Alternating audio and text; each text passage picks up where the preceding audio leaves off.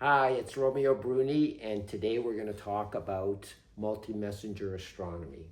One of my favorite subjects. We're going to cover a lot of ground today, so let's get at it.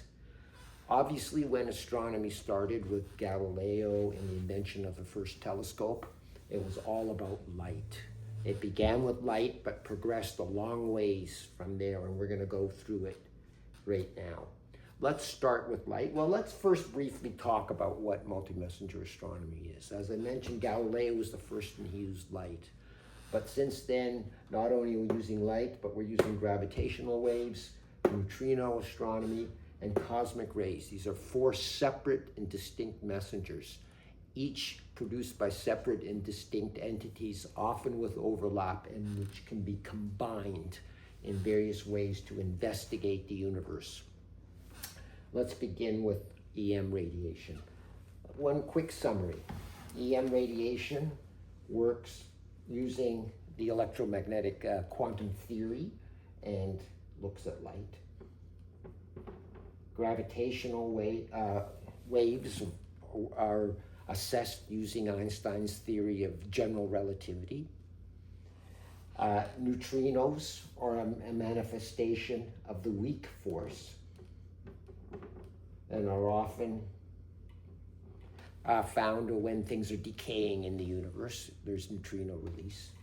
And cosmic rays are manifestation of the strong force. When you have high energy, high heat, and high energy particles being formed. Cosmic rays are hydrogen protons and higher atomic nuclei moving at very fast speeds. We call those relativistic speeds. When things are moving at near the speed of light, they're called relativistic. Of these, of course, the most important is light. So let's just erase all this so we have a little bit more room to work. Light, what we normally think of light, most people when they think of light, they think of visible light. But visible light is only a very tiny spectrum of the electromagnetic spectrum. If we were to map the spectrum out in a long line like this, visible light would be a tiny little bit there.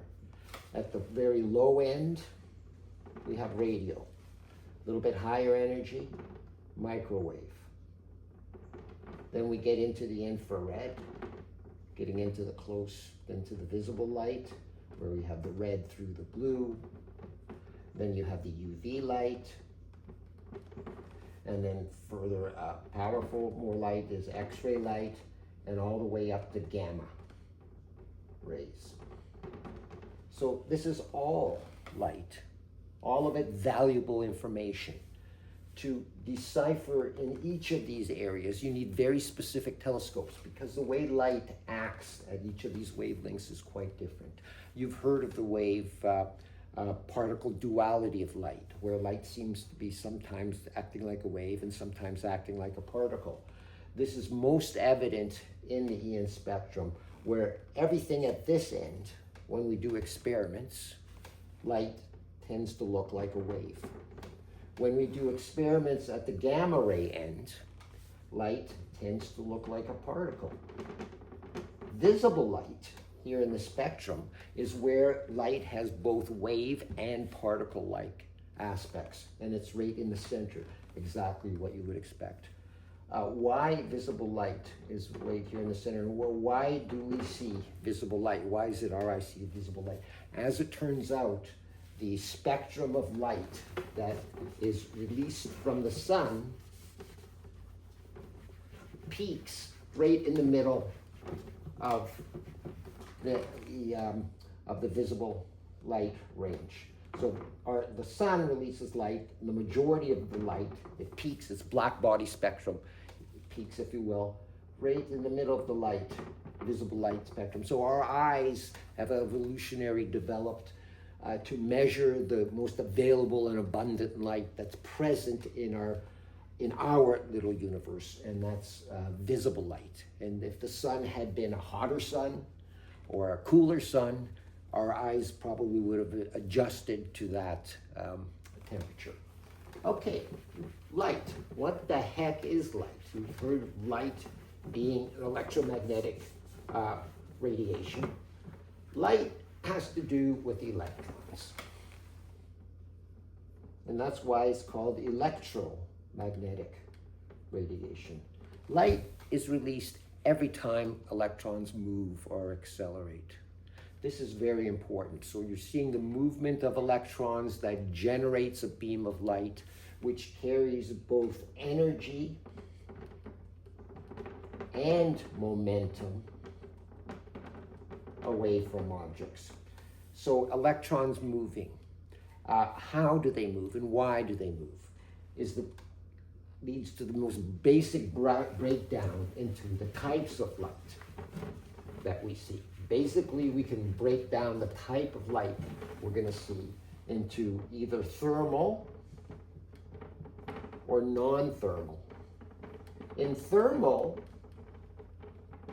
the light is all about electrons moving from one particular orbit to another. You remember how electrons around protons are in various orbits, first level, second level, third level. When an electron jumps from one level to a next, it can either absorb or release. If it jumps from a higher level to a lower level, it will release light. If a molecule absorbs light, so it jumps from a lower level to a higher level, it absorbs the light. It absorbs energy to jump to the higher level. These jumps are all very, very specific. Exact amount of light is released at an exact wavelength. For example, if you have the hydrogen molecule and the hydrogen molecule with an electron, and the electron jumps from its second highest level to its lowest level, so from H2 to H1. When it drops from H2 to H1, it's going to release exactly that amount of energy. It's going to be captured in the photon.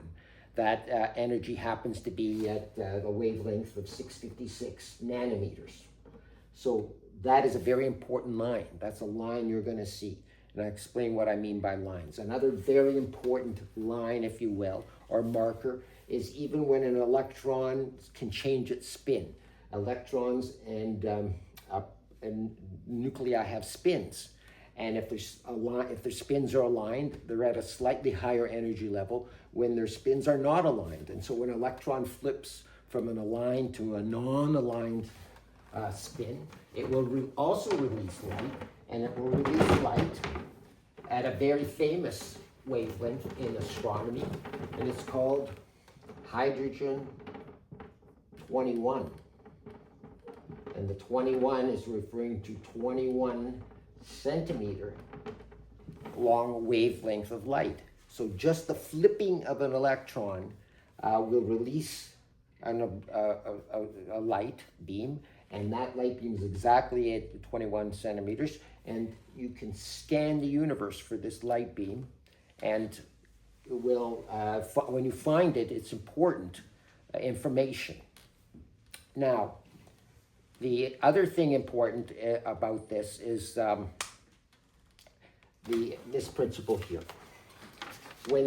So this type of thing, when light is released here, the light is released based on things jumping down, up and down, up and down. And stars are a mix of chemicals in the star, mostly hydrogen, but lots of other things with all the elements at everything at different temperatures. So when the light is released, it's going to be at all kinds of wavelengths released. And that's going to create what we call a broadband spectrum of light. It's releasing light at all different colors released. And if you looked at it into the spectrum of a star, that's what you would see, light at all different colors. But what happens is if that star, if that light passes through a cloud on its way from the star to you, it passes through a cloud, elements in that cloud will absorb light from the broadband continuous spectrum that was behind it and create absorption lines. And these absorption lines are very specific to the elements that are in the star. So again, hydrogen when it picks up from a 1 to a 2 level, it will absorb light at exactly 656 nanometers. And various things will also be very specific, very chemicals when they jump. So you'll get a spectrum. This is called spectroscopy. When you start to analyze the actual light that's coming in from stars and looking at the wavelengths. Now, the other thing that can happen is the cloud absorbs this light and the electrons move up to higher orbits. At some point, the electron can drop down to a lower orbit. And when it drops down, it's going to release light. So in this case, then it's going to release light. This is called an emission spectrum. And you can get that in nebula, where the light is sort of captured in the cloud, and at some point it's released. And when it releases, it's going to release a very specific waveband of light. And you'll notice it's essentially the opposite of this. Where you absorb is eventually where you release. So from behind, the light's absorbed, and you'll see this pattern. And then just looking at the side, you could look at that cloud, that nebula, and you'll see an emission spectrum. And it'll be light in very specific frequencies. So you notice how light, the nature of the light and the spectroscopy that you do. The spectroscopy tells you the temperature of the star, which is related to the mass of the star. Obviously, the jumps are very specific, so you can tell what chemicals are present in the star when you do the spectroscopy. So you can gather so much information from doing the spectroscopy and just analyzing the light that's emitted. Now, I mentioned, just to complete the thought, we talked about thermal radiation, and that's where electrons are jumping basically back and up and down in orbits based on their heat. The other type of way that light is released is called non-thermal. And in non-thermal, it also involves electrons moving. And electrons, when they accelerate, they also release light. This kind of light that's released when electrons are accelerated is called synchrotron radiation. And synchrotron radiation is usually highly polarized light. And unlike the discrete jumping of light that you get from when electrons are moving up and down in certain orbits, this is going to be a continuous. And it's going to depend on the how fast and how quickly the electrons are being accelerated. So synchrotron radiation is one type of non-thermal. There's other types of non-thermal radiation of light, and that's, for example, something called Compton scattering. Now, Compton scattering also has to do with electrons. And basically there you have light coming this way, and it can either pick up energy from an electron, which is called actually inverse Compton scattering, or it can lose energy. And so that the light that comes out is a lower energy, but also polarized and in a certain direction. So these types of radiation are not based on the temperature of the object. Another type of non-thermal, for example, type of light radiation is called a maser, where a maser is like a microwave laser, and there the cloud has a lot of electrons already primed at a higher level, ready to give off their light in a very synchronized way once it gets going. So these are all non-thermal types, and they're both important, and I'm going to get into that shortly, what the difference is between them, between the thermal and the non-thermal light. So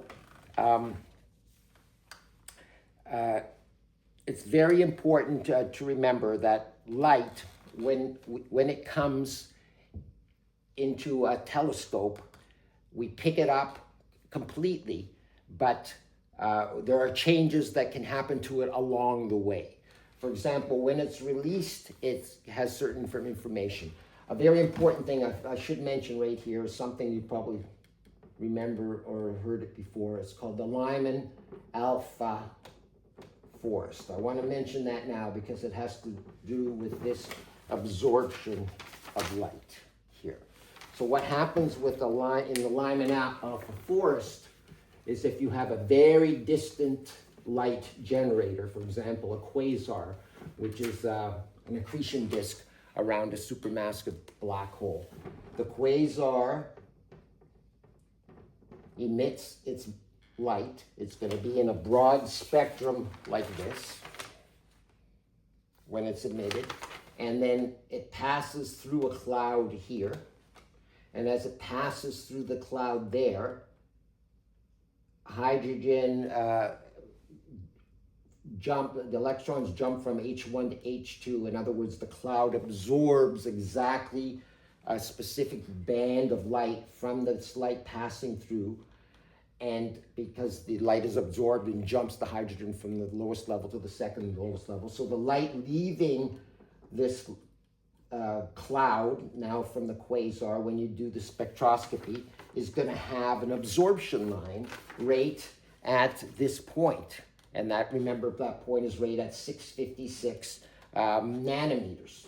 Now, as light continues to move, then, because of redshifting, now that's something I'm going to discuss now, shortly, explain in more detail, it meets another cloud.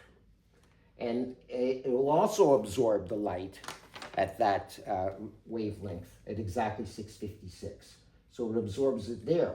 But the light that had been absorbed here has traveled now this far and has been stretched. So this original one is now at 658, and the new absorption is at 656. This is at 658 because it's been stretched out by the time it got to this one. So then it goes more distance and meets another one. It gets absorbed at 656. Meanwhile, this one's gone from 656 to 658, and this one's gone from 658 to, let's say, 670. So things get pushed back in the Lyman alpha force. So the same line, which is the 656, because of redshifting, when we get it, is going to be a forest of lines. The first one and the most redshifted is from the first cloud it went through, and the least redshifted is the most recent thing. So the number of lines and where they are start to accumulate. So the further a quasar is, the more you're going to have trees in the Lyman alpha forced, if you will. So light can present in this way in many fashions and can be very valuable in terms of what we find. Now I'm going to go into more detail when I start to mix and match the two messengers together, because of course when we discussed the spectrum of light, remember it was like very broad with radio here and gamma rays here, light in the center. Of course, to sort out or detect these various forms of EM radiation, they're so different from each other. The telescopes really, really differ.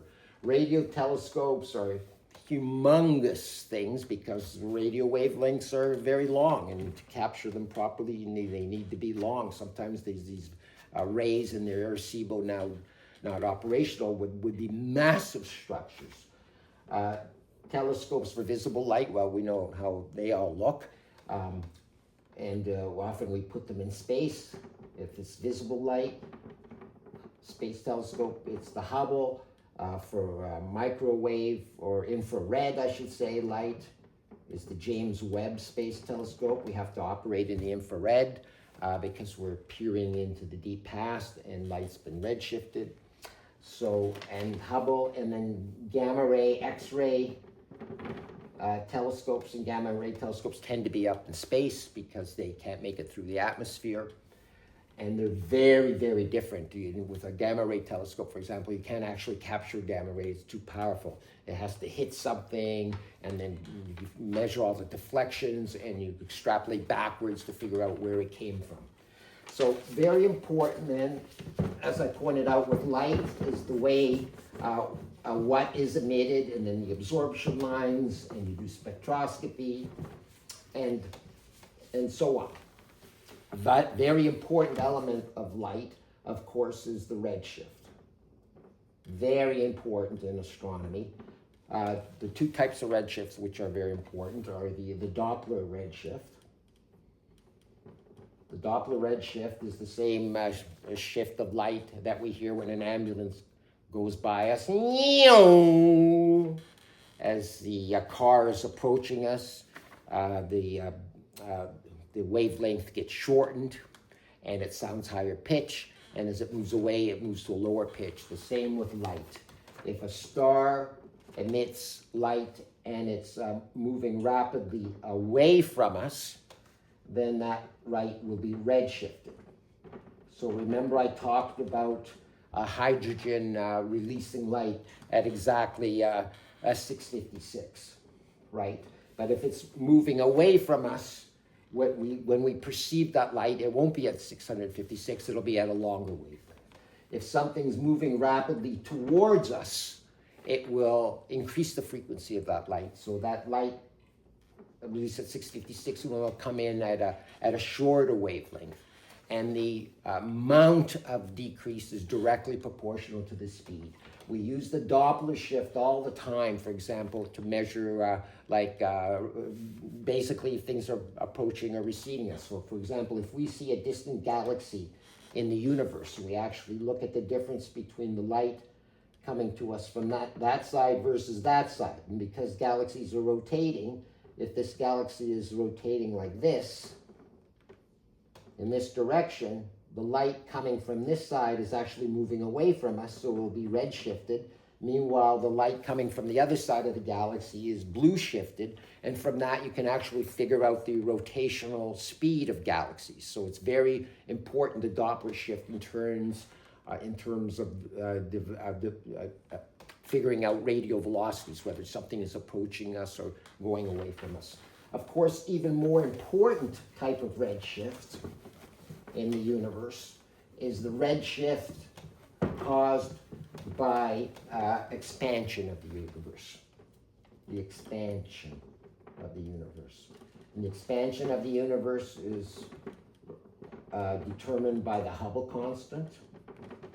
The Hubble constant is approximately 70 kilometers per second per megaparsec. And I'll explain that in a second. So the recession velocity of any galaxy in the universe is proportional to how far away from us it is. So the further away from it is, the faster it's receding from us. And when you do the math, that means that the universe is extrapolating at an exponential but very known rate. Now, because of the expansion of the universe, even though no galaxy is actually moving fast, and it's actually the space between us and the distant galaxies that's increasing quickly, it amounts to the same thing as a Doppler redshift. And the amount of redshift that a galaxy experiences is then going to be directly proportional to how far away it is from us, right? Because how far away it is from us determines how fast it's receding from us, and how fast it's receding from us will then determine the redshift. So nowadays, the most accurate, well, not necessarily most accurate, but a very important way that we measure distances to galaxies. Distance measurement is always the hardest thing in astronomy. So a very important way we do it is we do a spectroscopy of the galaxy. We look at particular lines like the hydrogen H2 to H1 shift. We see how much it's redshifted, and the amount of redshift is going to be directly proportional to how far away it is from us through that through the Z, which is going to be related to the wavelength we perceive the light versus the wavelength that is emitted over the wavelength when it was emitted, and the complicated math gives you the distances. So redshift is a very important tool that we investigate in light that determines distance. So redshift is vital.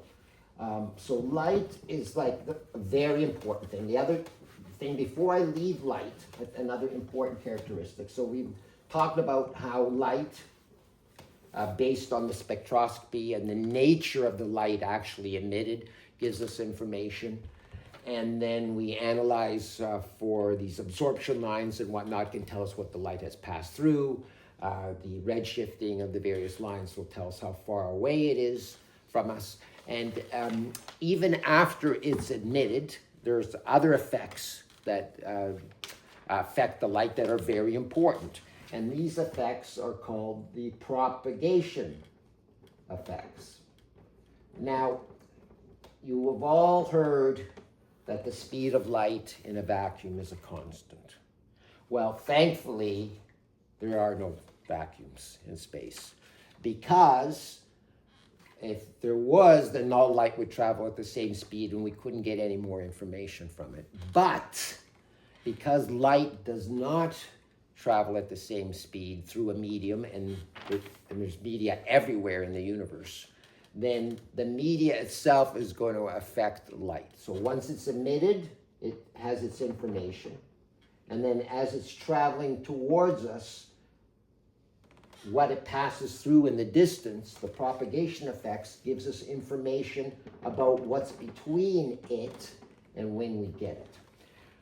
Very important thing here is that the speed of light in a vacuum is not a constant. In fact, the vacuum is a constant, but in a non-constant, which is the universe, does not have a vacuum. When it's actually traveling through a media, including intergalactic media that has material in it, it is not a constant, in which case very important things happen.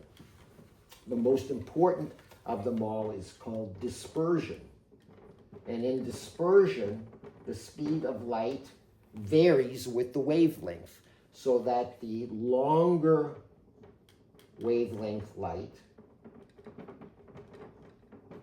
that's more to the red, right, gets delayed or slowed down more than faster light. This is very important.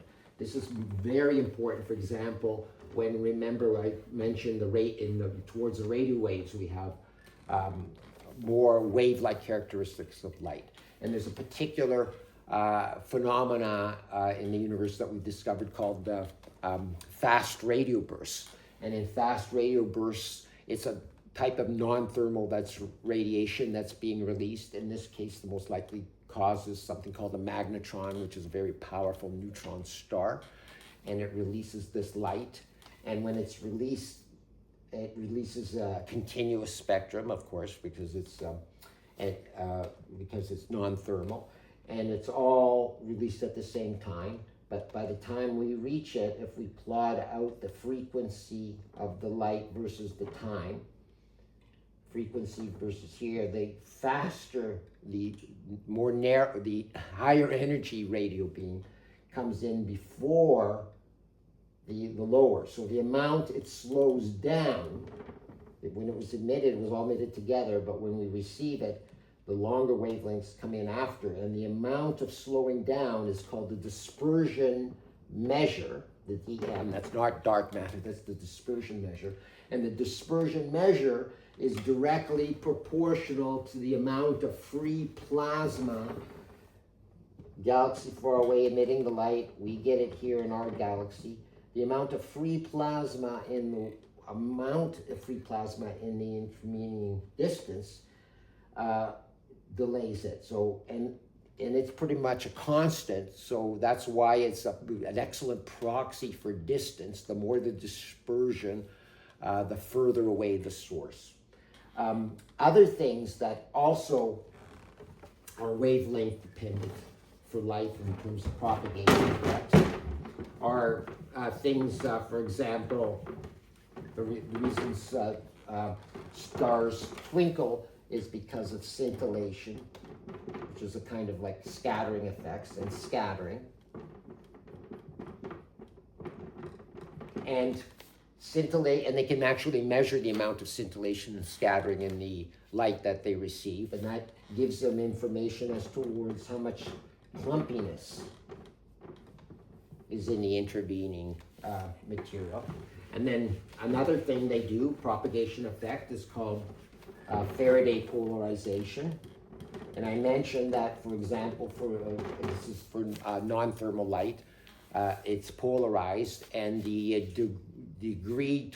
angle to which it polarizes is also wavelength dependent.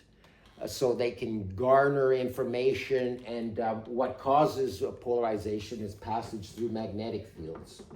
So when they measure the amount or difference in the polarization between the light they receive, it gives them information as towards the magnetic fields between the emitting source and the receiver. So these are propagation effects that they also use to analyze the light. So when I say light, that is just so varied, the light, in terms of low, medium, high intensity, and then you do the redshift, and then you check for Lyman alpha forest, and then you look for propagation effects. It's incredible the amount of information that can be gleaned by analyzing the light that we get. So that's light. Let's just move on now to gravity and gravity waves. Gravitational waves were predicted by Albert Einstein not too long after his general theory. He predicted that they'd be there, but he never thought that we'd be able to see them, and that's because of the amount of deformation that they cause is so minuscule that he thought, it would be impossible to detect these. But it was not impossible. It took 100 years, but they developed LIGO, Laser Interferometry Gravitational Observatory, and they literally have two light beams, 4 kilometers long that way, 4 kilometers long that way in a tube. They bounce the light beams back and forth and creates essentially a huge ruler. And Einstein realized that as gravity waves move through space, they actually change the length of things. So they literally have two rulers like this at right angles. And as a gravity wave pushes through, the actual distance between this length compared to that length oscillates, where this gets longer than that one, and it oscillates, and you get a wave pattern. Then you can see it coming like this. They're so hard to see that they thought, we better build 2 of them. So they built one in northwest US and one in the southeast. And they realized only if we see the gravity wave in both at the same time will we know it's true. And yes, and what do gravity waves detect? Well, gravity waves are released every time a mass accelerates. So even me moving my arm around really fast like this is emitting gravity waves, but minuscule. Gravity waves are so minuscule in power that to detect them, for example, the change in length of these 2 arms, when that first black hole merger occurred, the change in length would be the equivalent of taking the distance from us to our nearest star, which is approximately 3 million light years away, and changing that distance by the breadth of 1 hair. So taking 3 light years, which is 30 trillion kilometers, and changing 30 trillion kilometers by the width of a hair, that's the measurement difference we would have to detect. And they were able to do it with this incredible feat of engineering and physics and science, where they whip that light wave, up and down so many times, and they're in phase when they're released, and if they come back slightly out of phase, it's because of the slight distance. So they're able to detect it. So what are they detecting? The only time there's significant gravity waves released in the universe is when you have very dense objects orbiting each other very closely, because they're going super fast and they're very dense. And the things that do that, the only super dense things in the universe are white dwarfs, neutron stars, and black holes. If a star is like our sun, or maybe up to 3 or 4 solar masses, when it collapses and dies, it forms a white dwarf. Star now down to a planet-sized density. Slightly bigger star, let's say 3 to 10 solar masses, whatever. They don't have this clearly defined yet. When it collapses, it forms a neutron star, which is now a star's mass, approximately worth of stuff, compressed down to like 10 kilometers, the size of Manhattan. A black hole is when very massive black stars collapse. And of course, they don't have a size. Their mass is supposedly all in a singularity. So it's an incredible density. Now, these 3 things, white dwarfs, neutron stars, and black holes, they can coalesce. And before they actually merge, they're orbiting around each other. And gravitational waves were predicted to be emitted when 2 objects are accelerating very rapidly around each other. And so these are so big and dense that we can actually detect them. The first gravity wave detection was 2 black holes merging. I forget the exact quantity, sizes. One was about 40 solar masses, the other around 60, and they merged, and they ended up with maybe kind of a 90 solar mass with 10 solar masses worth of energy released as pure gravitational wave energy. So gravitational waves and LIGO, and now they have Virgo in Europe, and they have one built in Japan too. They're constantly scanning the universe for gravitational waves, which would tell them that either 2 black holes have merged, 2 neutron stars, 2 white dwarfs, a neutron star, and a black hole. They can tell from the shape and the amplitude of the wave. The amplitude is going to be related to the strength, the frequency. You get a wave peak for every rotation, so the frequency of the wave is directly related to how fast the 2 things are orbiting around each other. And so once they get the wave coming in, and then they get it from coming in at other gravitational observatories, they literally triangulate, because depending on where from in the sky it's come from, it's going to hit one before the other, and they literally triangulate just like they triangulate cell phones to find out where you are on the surface of the Earth. We triangulate using these observatories to point back to where in the sky this thing came from.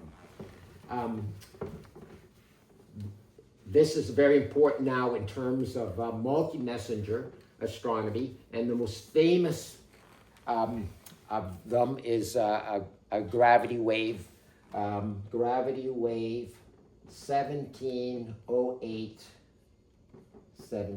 Now, that looks complicated, but it's not. This first 17 is just the year. 08 is August, and that's the date. So this gravity wave was detected in August 17th, 2017. If they get more than the first one, if they get more than one in a day, the first one would be A and the next one would be B. So they are named, these are transient events, right? So they're named based on the date that they come in. Now, what was beautiful about this one is that all the previous gravitational wave detections had been black holes merging. This one, when they got it, was beautiful. As soon as they saw it come in, they did the analysis, and they went, holy crap, this is 2 neutron stars colliding that generated this wave. And the beauty of that is that black holes, when they collide, no light is emitted. They just form another black hole immediately, no light. But when 2 neutron stars collide, you get light emission. It's essentially a type of supernova. And so this thing, as soon as it happened, they said, holy geez, it's 2 neutron stars. They immediately told the astronomical world to search with your telescopes in this spot, because you're going to see a flash of light. And in fact, what happened was that first they saw the gravity wave come in, and then exactly 1.7 seconds after that, they saw gamma rays. They have, remember, I told you they have telescopes in orbit to measure gamma rays. And it happened 1.7 seconds. And this was a type of a gamma ray burst. And gamma ray bursts, I mentioned fast radio bursts. Gamma ray bursts are kind of at the other end of the spectrum. There's two things that make gamma ray bursts. You can have short gamma ray bursts or long. The short gamma ray bursts are when two neutron stars collide, and you get a very quick, short gamma ray beam. And the reason you actually get the gamma ray is during the actual collision, you get relativistic jets forming. The two things are orbiting like this, and you get a relativistic jet forming. So it's almost like a type of non-thermal radiation, but super high energy. And long gamma ray bursts are when supermassive stars, 40, 50 solar mass stars, like Wolf-Rayet stars, are very massive stars. If a Wolf-Rayet star collapses, and then it's often called a collapse star. In the collapse, a black hole forms immediately with an accretion disk, and you get a beamed radiation coming out of it. So again, this is almost like the kind of like non-thermal radiation in that it's beamed. Another amazing type of beamed radiation, I should just mention now that we're talking about this, is from supermassive black holes. A supermassive black hole, there's one supermassive black hole at the center of every galaxy. There are millions to billions of solar masses. They develop accretion disks around the black hole that radiate a light out at all temperatures, because it's all types of temperatures from hot to cool in the accretion disk. But they have the beams, the jets coming out the poles, up the north and south pole, because of the magnetic effects, etc. And this is relativistic beams of electrons and stuff being shot out. So it's super powerful non-thermal radiation, if you wish, which is beamed. And if we're right in the path of the beam, then it's not, this all thing is called like a quasar, an active galactic nucleus, and what we term it depends on the angle. If we're right on the angle where we see this beam coming right to us, then it's called a blazar, and that's the highest form of light, and it's a continuous kind of beamed light. With a collapsar, creating a long radio burst, you're going to get that kind of beaming, but it's only going to be for a brief period of time. But let's go back now to this supernova here. Back to G-Wave 1708, 1708. So they said right away, oh man, it's two neutron stars colliding. They didn't have time to tell the gamma ray telescopes because they just noticed it 1.7 seconds later. But then they said to all the optical telescopes in the world, hey, train your telescopes here. And they all did. And there were over 70 observatories spread across 7 continents that approximately 11 hours later first noticed light. And it took that amount of time because processes need to take place where this beamed energy has to make its way out and encounter plasma, hit it, heat up, etc. And that's why there's delays in the light. Now, it's very interesting that they had proposed even before that neutron star collisions would be a source of some of the heavy metals in the universe. As you know, typical stars can only produce up to iron. You need supernova explosions to produce elements higher than iron, but the very highest of weight elements, not even a supernova can produce, only neutron star collisions will produce that. And so they monitored the light from this supernova for weeks to months after the supernova and found traces of platinum and gold there. So this was a beautiful example of multi-messenger astronomy. We got the gravity wave, we got the gamma rays, and then we got the light later. And possibly we could even see neutrinos or things from this. So gravity waves important, light obviously critical. Let me just finish the subject off by spending some time discussing neutrinos. Neutrinos are tiny little things that have a tiny bit of mass, but they're moving at relativistic speeds. You probably heard the saying that passing through my fingernail, there's probably 1 billion neutrinos passing through every second. And so we don't notice them, but they can be noticed. You build neutrino telescopes deep underground, huge vats, like in Sudbury, deep underground the Earth, because you want everything else to be blocked off. But occasionally a neutrino will go through and hit nucleus dead on and emit a flash of light. And then they have all these sensors to detect the light, and you find the neutrino deep underground. Neutrinos come again from the weak force and 3 leptonic flavors, the electron, the muon, and the tau. The other major telescope now is called Ice Cube, where they actually are in the Antarctic. They have this huge monitoring of ice with sensors, and they pick up light and they see the flash and they determine neutrinos. Neutrinos are released from, for example, that blazar I mentioned before actually releases neutrinos, and certain types of active galactic nuclei release neutrinos. So neutrinos, a different type of messenger. And the fourth and final type is cosmic rays. Cosmic rays, as mentioned, they're either protons or heavier nuclei. They're generated